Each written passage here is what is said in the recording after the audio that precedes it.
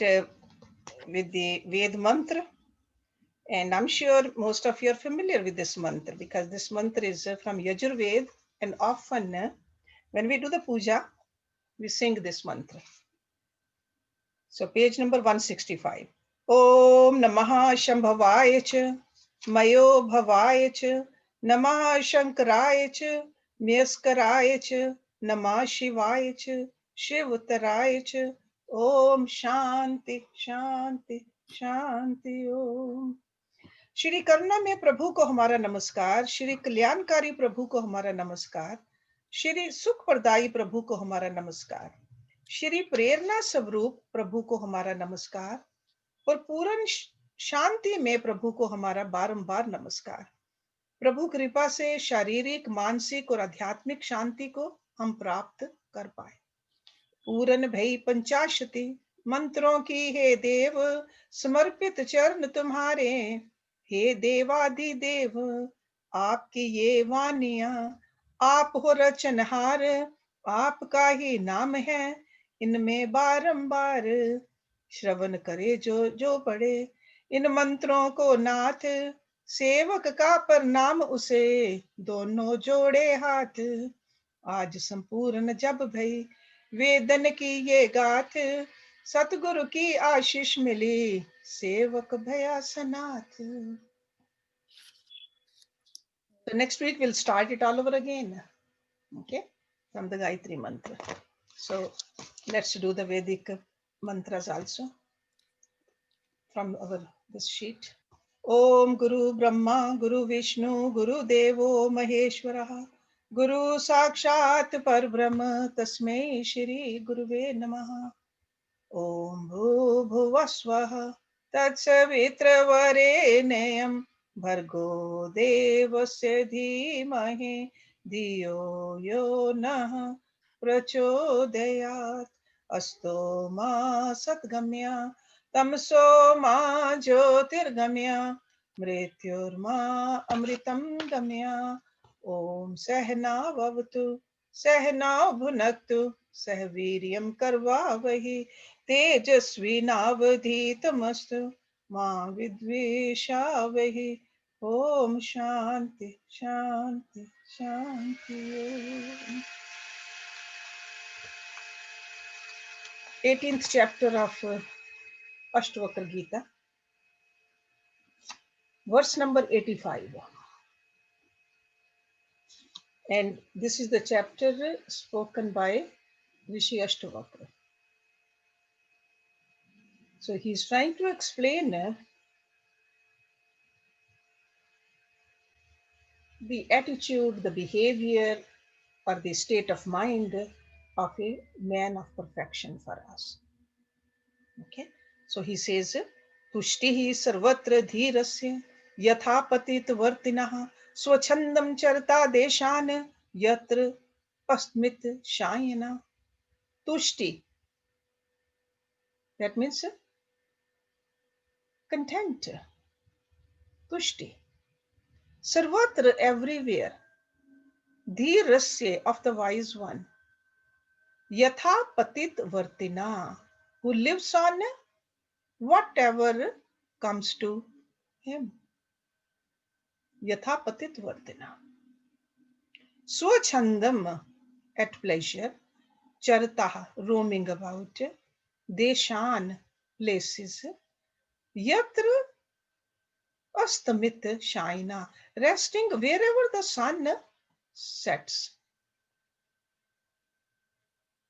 So contentment ever dwells in the heart of the wise person.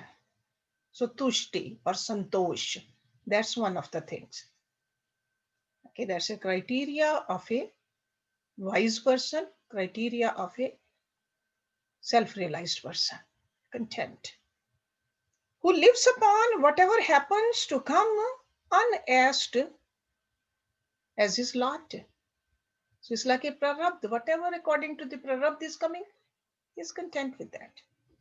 And who roams about at pleasure, resting wherever he is when the sun sets. So in other words, he doesn't have any expectations of a greater happiness through acquisitions or even a rearrangement of the things around. Because we do all that because we are discontent. He's totally content. So he's just comfortable, whatever is there. Okay. See, these days we glorify the way of life and we use the terms like healthy competitive living or progressive living or high standard of living. So in order to have that kind of a living, we are never content. We are always struggling, struggling, struggling. But the man of wisdom alone knows what true contentment is. And where is it coming from? Because he has discovered the source of all bliss, source of all joy, which is right inside him. He is no more a beggar, begging for his happiness or a satisfaction from the sense objects. We think that by having something, by going somewhere, by doing something, by meeting somebody, we will have contentment. So his palace of bliss is built within himself. Nobody can take it from him. And this palace is built with the peace and joy. And he keeps on reveling.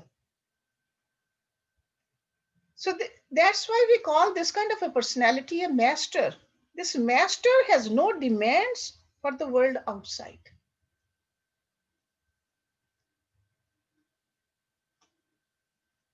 Nothing can add to his bliss, to his satisfaction, because he has conquered himself. The body moves. That's why he said, Swachandam chartaha. It's not that he is sitting in like a stone. The body exists, moves until the prarabdha is over. So self-realized person roams about saying within him that I am this bliss, I am this glory, which is always peaceful, always happy. So there's no particular destination to attain, nowhere to reach, nothing to fulfill, no great, grand programs to complete. This kind of a contentment. So he is rich in inward peace, fabulous in his wisdom, and he keeps on scattering his knowledge to others. But he is careless of whether those people are getting benefit from it or not. He doesn't want to be concerned about that. Otherwise, there's attachment again. Because he knows whatever I'm giving, it's not mine. And there's a bountiful of it can keep on spreading. So the barest minimum needs of this person, it has been defined earlier. No expectations of even the three fundamental needs. Fundamental needs are what? Foods, clothing, and shelter. Those are the three fundamental needs of ours. We need something to eat, we need some kind of a shelter, and we need some kind of a clothes to wear to cover our body. Okay, so these three fundamental needs, he doesn't expect that either. That's why it has been described that under the wayside, trees could be his shelter And that's why often we hear the Digambar word also. He is just covered with that. And whatever unasked comes to him, he enjoys it. Whatever people give him, he'll just eat it. That kind of a person. So wealth or disease, worship or insults, abuses or praises, he expects none of them. He will face them, whatever comes. That's why it said that whatever comes to his lot, he faces them, all of them, with equanimity. Because all he sees is a self in everybody and everywhere. Whatever he hears is but a ripple in the consciousness. He does not get affected by it. Because what does he have to lose if somebody insults him? And at the same time, what has he to gain if others glorify him? He needs no throne. He is the Lord of all lords, this kind of a personality. Then in the next one, number 86, Pattuhu udetu vadehan asya chinta mahatmana swabhav bhumi vishranti vismrit ashesh samsrite. Pattu may drop down dead. Pattu udetu may rise up to live. Va means or, deha means body. Na asya, not this, chinta, care, worry, mahatmana, of the great one. Swabhav bhumi vishranti vismrit ashesh samsrite, who has completely transcended birth and rebirth. That's a Sansriti, birth and rebirth. Due to his repose upon the floor, Vishranti. Vishranti means he's just lying down of his own being. So he has found the foundation where he's lying down. He's completely at rest. So reposing upon the foundation of his own being and completely transcending birth and rebirth. So that means this kind of a person has found that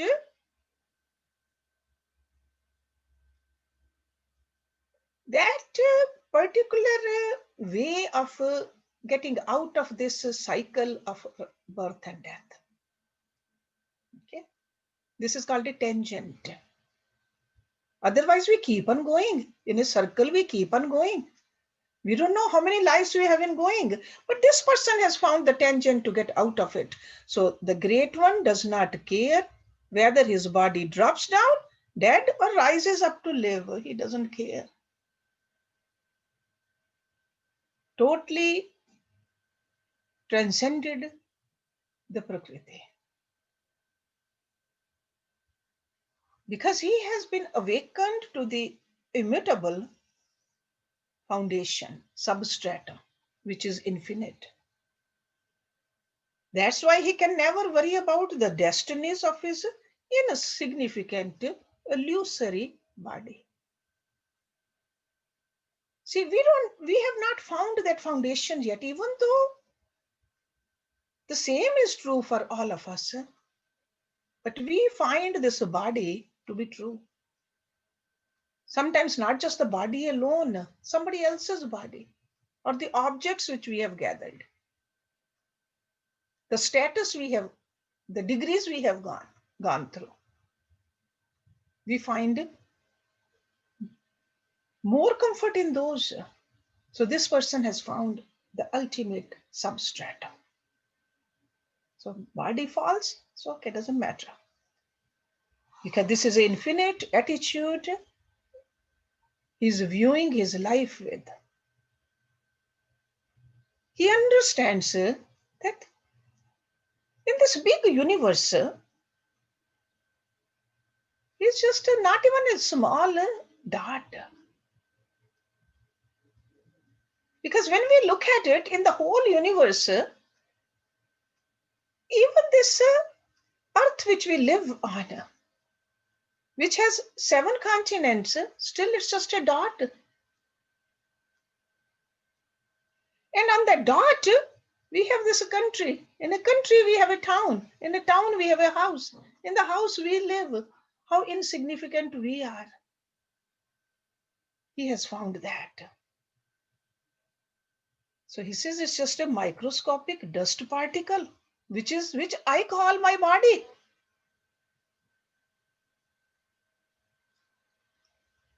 If you look at it logically, that's what it is. We have heard these things many, many times, but it has not become our truth yet. But this person, this has become his truth.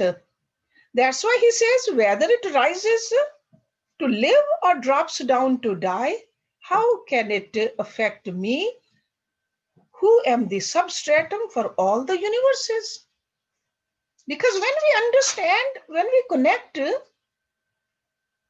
with the infinite, this speck with the infinite, we become infinite.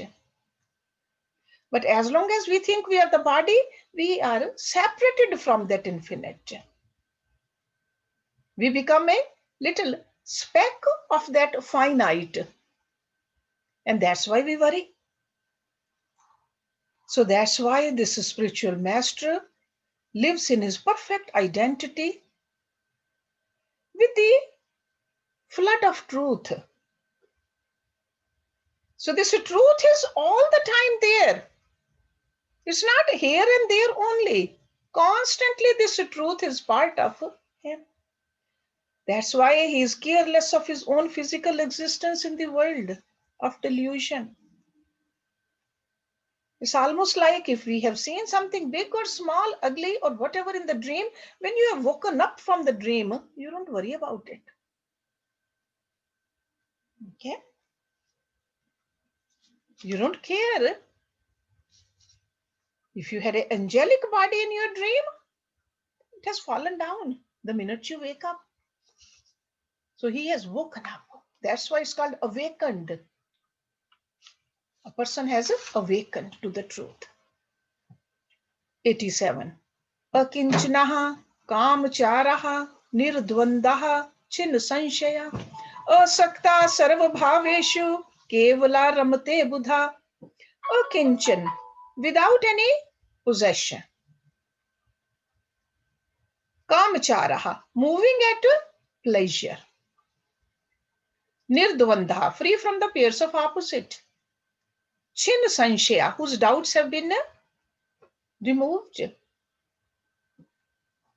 Asaktaha, unattached. Sarvabhaveshu, in all things. Keval, alone. Ramate, rejoices. Buddha, the wise one. The wise one stands alone, unattached to anything. He is without any possessions and moves at his will and pleasure. He is free from the pairs of opposites, and his doubts have been removed completely. He indeed is the blessed one.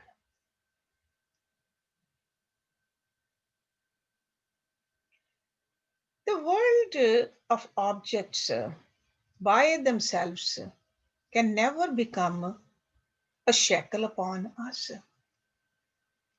It's only a sense of possession. Sense of, I own it, I have it. So that's why akinchan, without any possession. It's not that he doesn't have anything, but he doesn't have the feeling that I own it. Sense of possession. Because when we have a sense of possession, that's how we reduce ourselves to mere ego. Otherwise, we are Atma. But we start thinking, I'm a body. I have this. I have that. We become egos. So the ego then suffers. How? Because of its desires and passions for the world of objects. And when we say objects, objects means the people also, the ideas also, the things also, the places also. Those are all objects. It's the ego in us. So the sense of possessions towards objects, towards beings, towards places. Because sometimes we even get attached to the teachers. We get attached to the sacred places, holy places, that we have to visit this, we have to see this, I have this.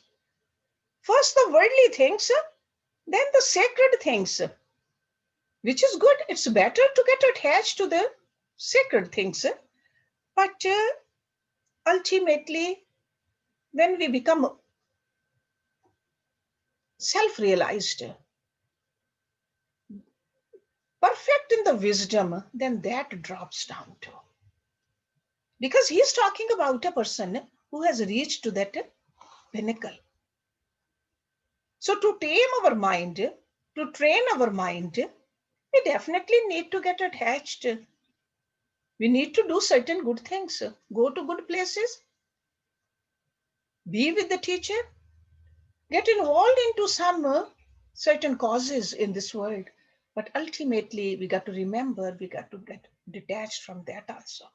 So here in the case of man of perfection, Astavakra ji is explaining how this master has no sense of possession at all. And he moves from place to place without any attachment to the places. So in that sense, he's talking about. So mentally, he's no more living at the ego center. So that's why he's not having all those common agitations which people like us feel. Because we are constantly torn between the joy and sorrow, honor and dishonor. And these are the pairs of opposites. So physically, he has no possessions. He's not attached to any particular place. Mentally, he's pacified enough not to be disturbed by the pairs of opposites. And intellectually, he is not disturbed by any doubts regarding the reality, because he is living with the reality. Every breath he is experiencing himself. So that's why he said that he has cut asunder all his doubts. Chin sanshaya. So this first line, all of this is explained there in Sanskrit. Akinchanaha kamacharaha nirdvanda chin sanshaya. So he has risen above the duality, physically also, mentally also, intellectually also. Okay. So he's not only detached from the places, but also detached completely from things and beings. So the man of realization, when he says over here, Kevalaha Ramate, that's another key word over here in this verse. Kevalaha Ramate. Keval means alone. And what is this alone?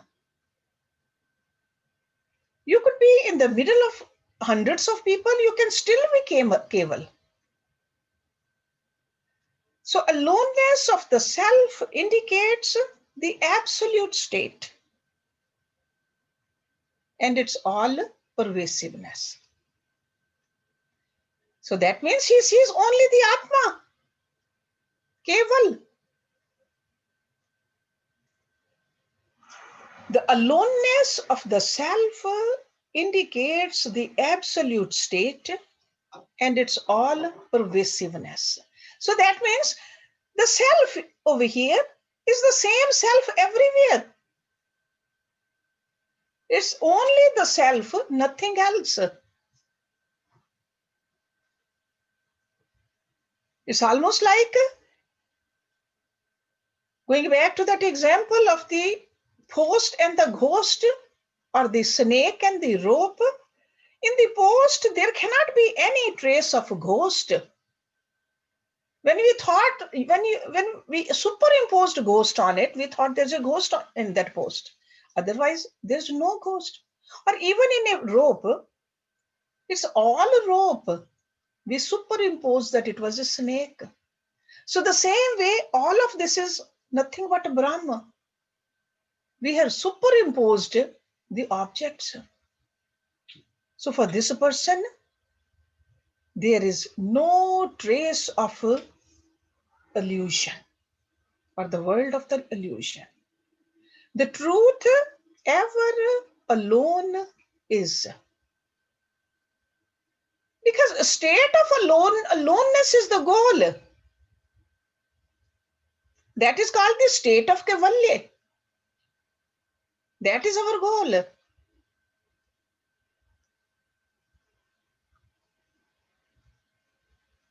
Even in Yoga Darshan, what do we see at the end? The fourth chapter, Kaivalya Path. In Bhagavad Gita, what do we see? The 18th chapter, Moksha Sannyas. That's Kaivalya. Only the Atma. So over here, this term Kaivalya, Kevalah Ramate, Rishi Astavakra ji has employed this term to describe the man of perfection, whose doubts have been removed completely, Chin Sanshya. And this reminds us a Upanishad. Some of you have studied that Upanishad with me, Mundak Upanishad. Over there, the Rishi said, Bhidyate hriday granthi, chidyante sarva sanshya, kshiyante cha asya karmani tasmin drishte pravare. What is that sage saying? When he has seen both the higher and the lower, the knots of his heart become untied. Bhidyate hriday granthi. All doubts are removed. Chidyante sarva sanshaya. And all his karmas are consumed. Kshiyante cha asya karmane. All karam. Not only the prarabdha, not only the kriyamana, but even the sanchit also. When they say all karam, that means everything. In this fire of knowledge, everything.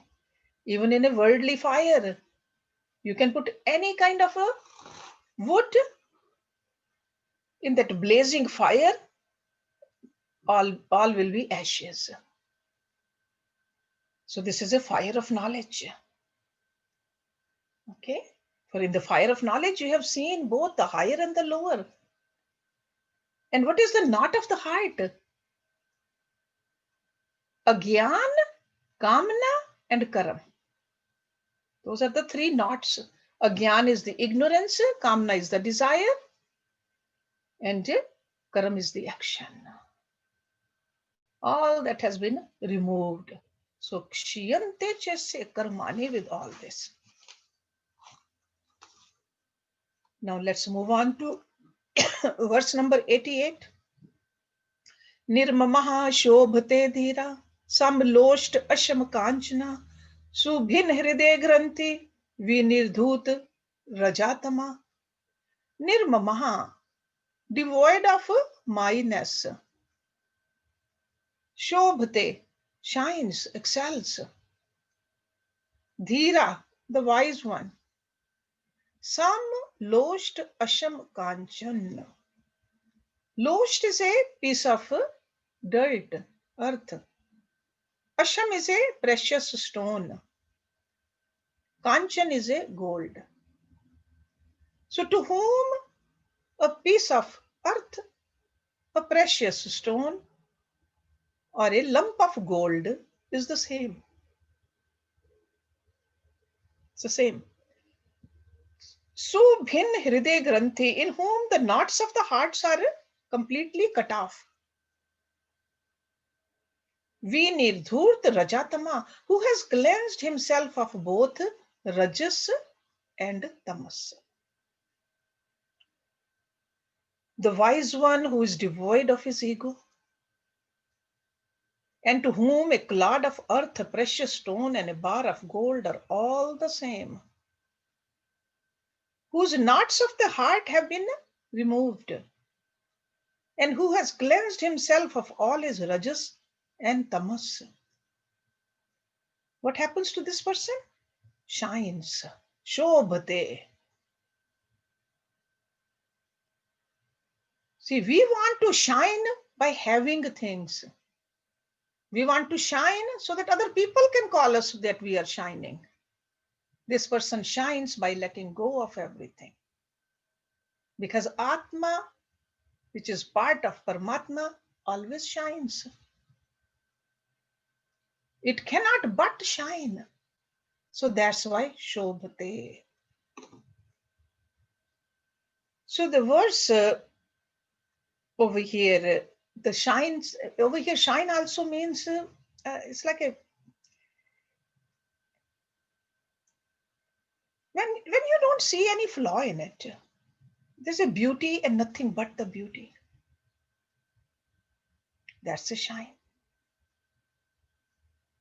So to me, I think this verse itself shines, very eloquent. In the Upanishads also, we see the similar kind of a phrases. And Bhagavad Gita, I'm sure you can go back to Bhagavad Gita and see this eloquent phrase over there too. So self-realized sage shines with an unearthly glow of godly perfection. He has eliminated his mortal and limited ego. Because that ego is the one which is kind of a cancer for our beauty. This ego. So this person intellectually sees no polarity. He sees only the shine. Even when he sees the objects in this world, there is no rippling effect in his mind. It's not that he doesn't see it, but there's no effect of those things in his mind. He sees this is it. What happens in our mind when we see something? Oh, when did I see it before? How can I have it? What will happen? So it's just like a continuation in our mind, the thought process. So this person sees and stops it there. So to him, things which are considered even precious things, he just ignores them. Because if you think about it, the things by themselves are not precious.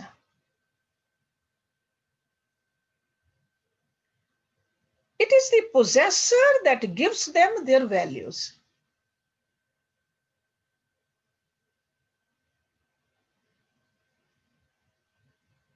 So that's why he's not putting any value to these things, whether it's a precious stone or a gold or a piece of earth. To him, it doesn't matter. He doesn't put any value to it, because he has found out, experienced the ultimate reality. So that's why to him, a clod of earth or a precious stone or gold, they're all nothing but matter in different forms and colors. And they are essentially of no value.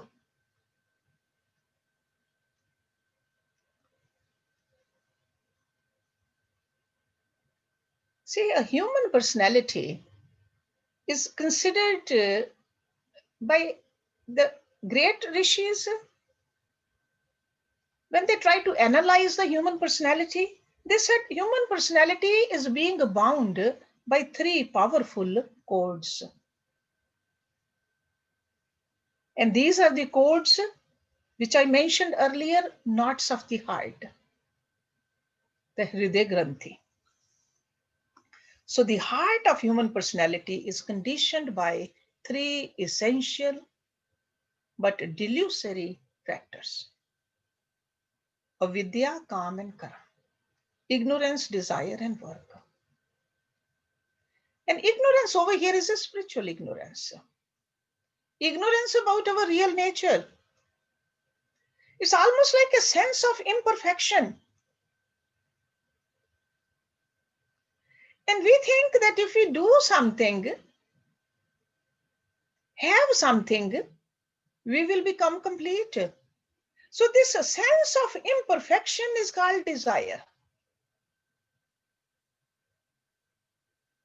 Just think about it. When we think that we are not complete, by doing something, by having something, by connecting with somebody, I'll feel better. That means there's a sense of imperfection. So more the desires,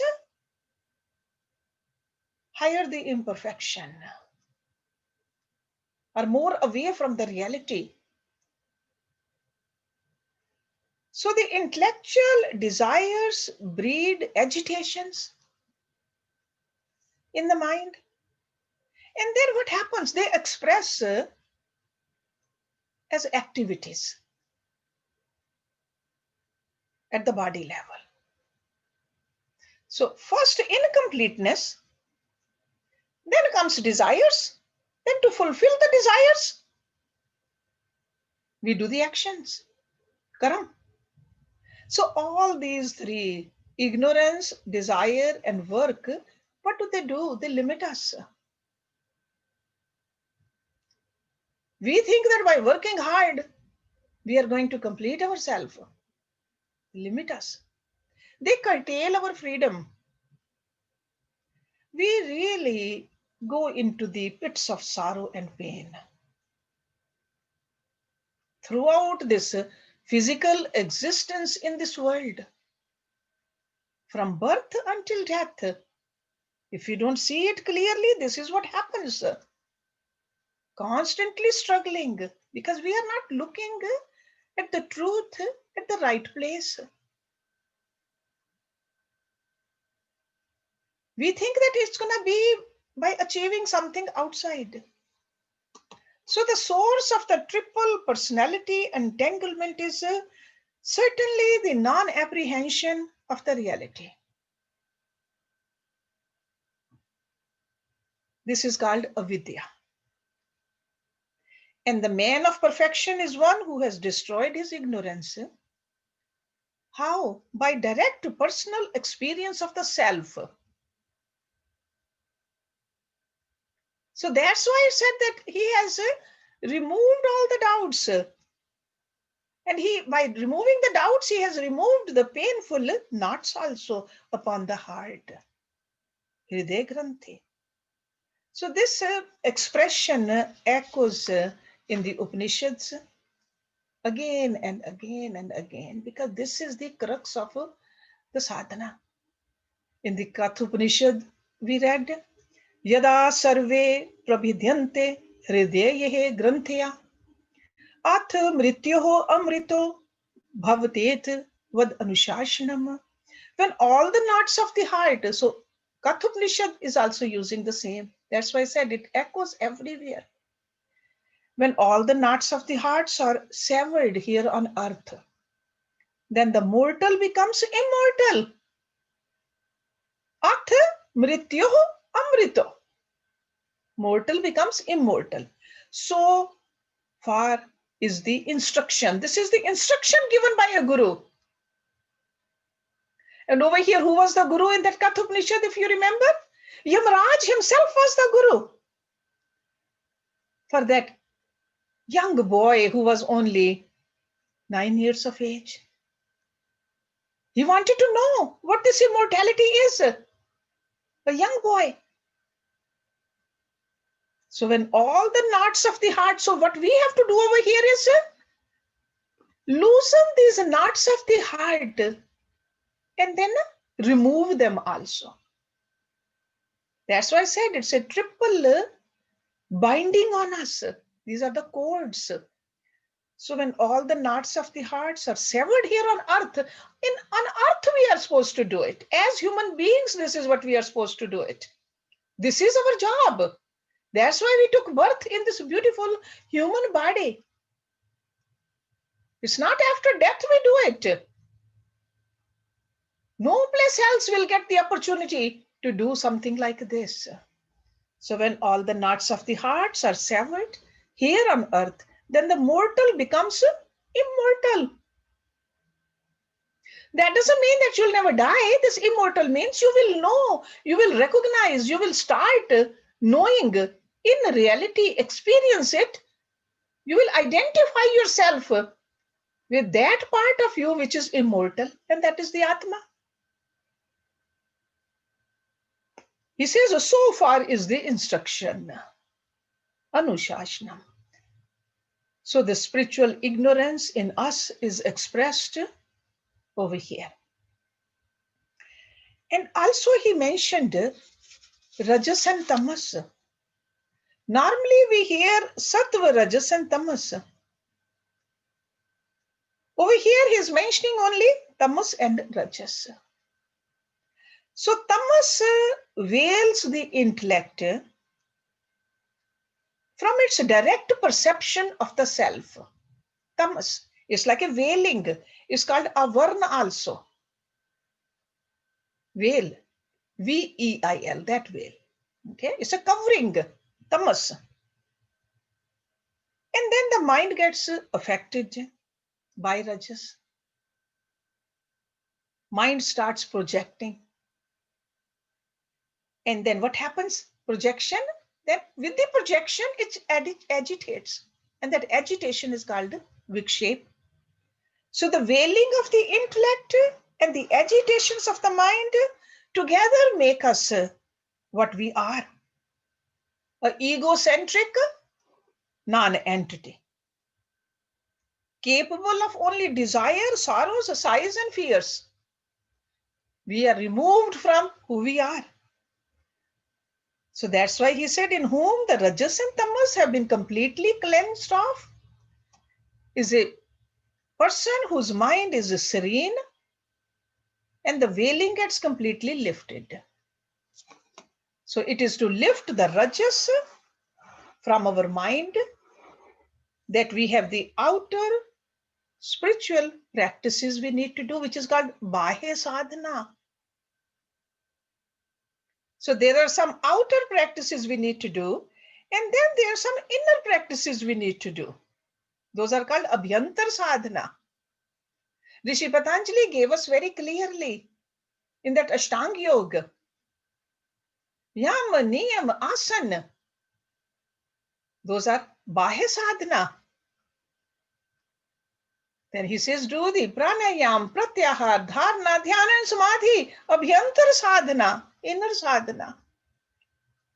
So we got to get out of the tamsikta also, we got to get out of the rajsikta also. So this advice of Rishi Astavakra may sound strange to us.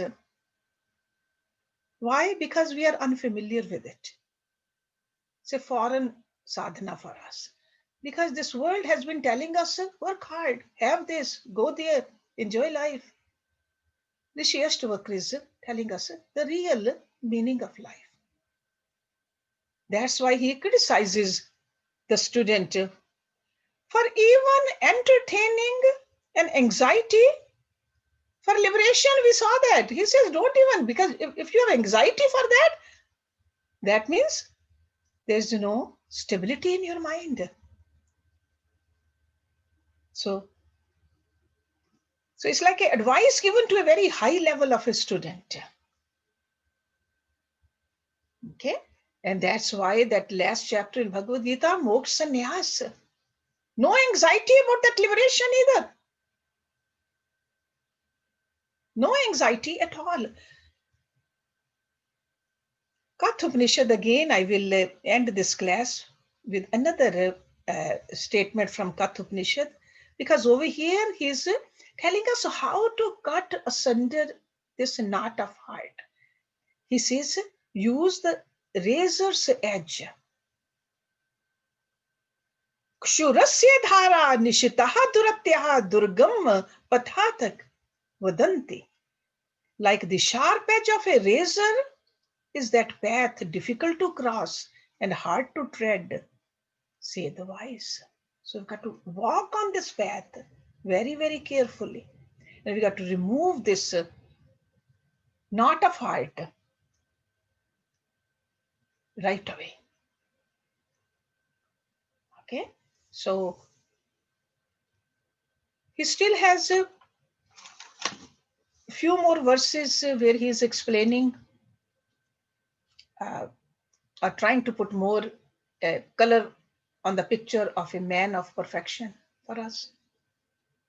It just gives us hope also and gives us some directions also wherever we are. We got to just keep on doing the sadhana. Keep on doing the sadhana. Okay. So any question? We can have a little discussion if you want. Otherwise, I can continue. I have one question. You mentioned mortal becomes immortal. Yes. Is that where one becomes aware of their atma? Yeah, because body is mortal. Okay. It's not that body becomes immortal. But you identify yourself, you start identifying yourself with the immortal part in you. Okay. That's why you are detached from this body then. But according to the prarabdha, you are in this body. Okay. You will stay in the body but you stop identifying yourself with the body. With the body. Okay. Okay. See, that's why a lot of time people think that a person will never die. Yeah. Sure, Atma never dies. So if you identify with the Atma, yeah, you never die. But no matter how much we take care of this body, we know that this body will perish. It's made out of perishable things. Right. Temporary things, right? Right. Our duty to take care of it. But at the same time, identifying with the body is ignorance. With ignorance. Okay, got it. Okay, so immortality. We often... Hershji? Yeah, just Prem, 1 second. You know that when we read that Astoma Satgamya, yes, Soma Jyotirgamya, Mrityorma Amritam Gamya. Over here also we are saying that we are saying to God and the Guru, please take us from the mortality to the immortality. Amritam. So that doesn't mean we are saying that just we're going to stay here in this body forever. No. Take us means our sense of identification becomes our experience with the Atma. Okay? Yes, Prem, sorry.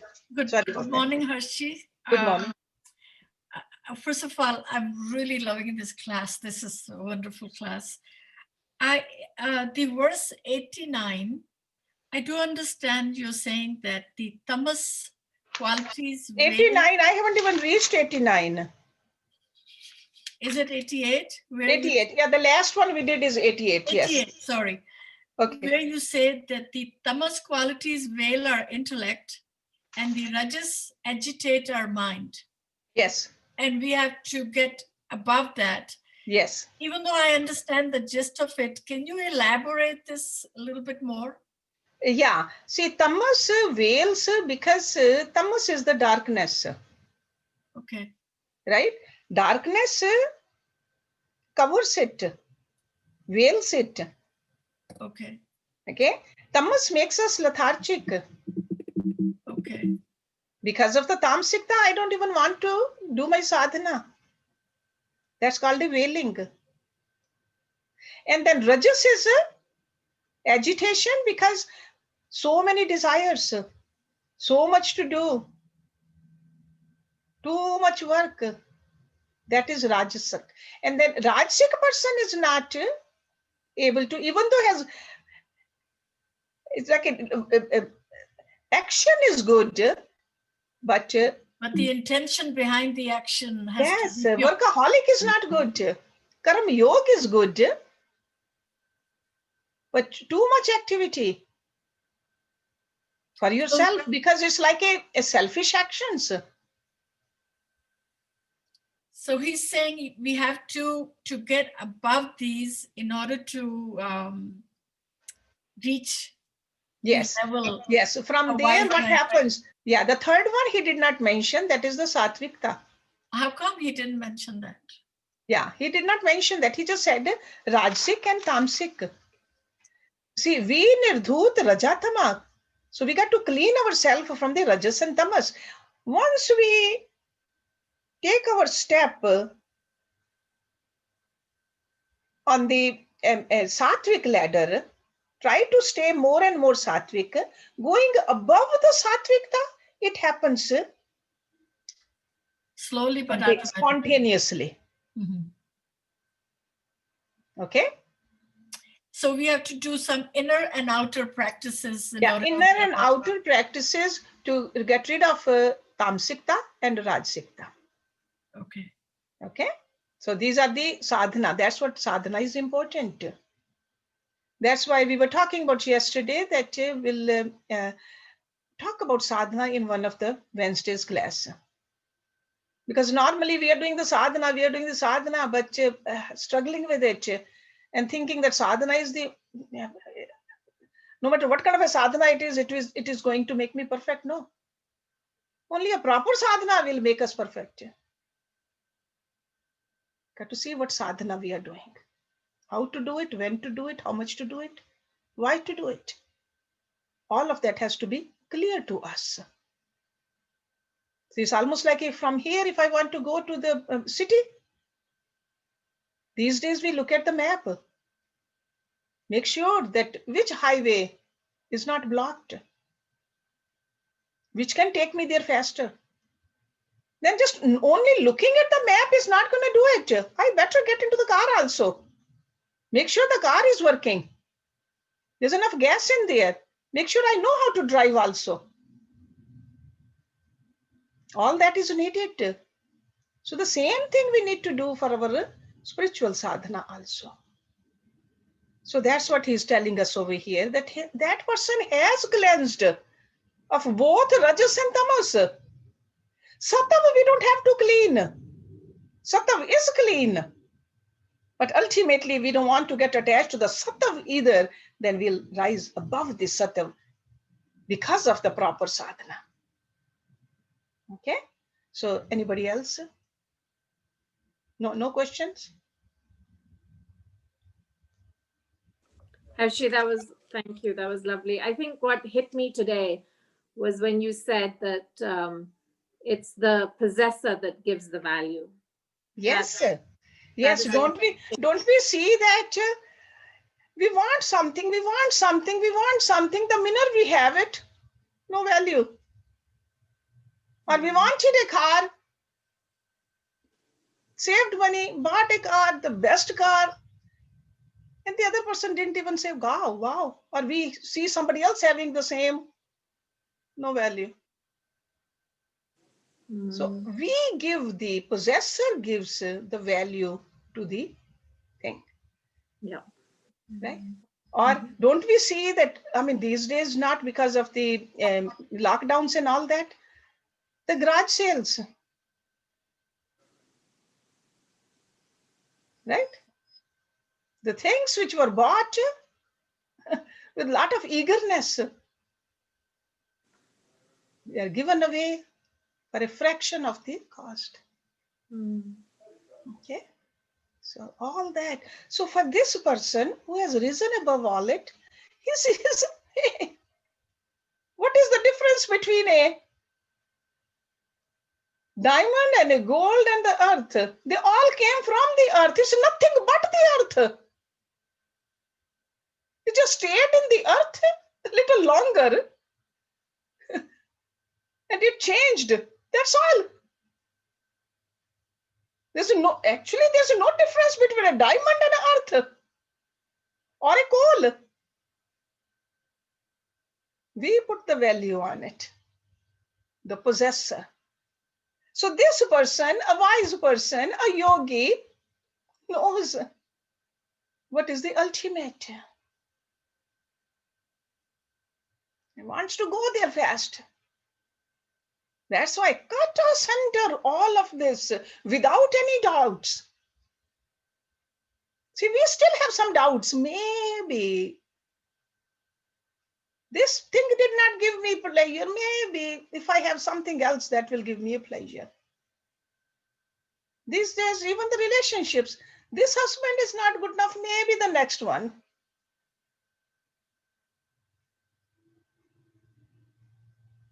See, in old times, even the jobs people kept, lifetime, the same job.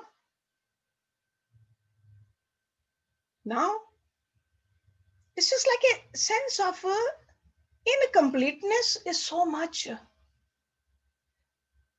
You remember our ancestors, there was ancestral home. Generations after generations lived in that. They were very happy. Now we want to just keep on moving, more and more anxiety. For what? So this kind of a person has found the real meaning of life. Okay, so who would like to sing today?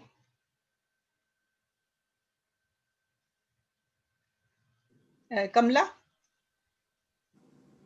I know you sang yesterday. If you want to sing today. मैं चुप थी पर मैंने कहा शायद कोई गाएगा नहीं तो I can sing. Rita, Rita did not sing yesterday, so okay All right, Rita, that's fine. If you want to sing, that's fine. You can no sing. that's okay we switched today this time You both are great singers. So do us a favor and just please whatever you want to do put us in trance with your beautiful voices. Rita ji.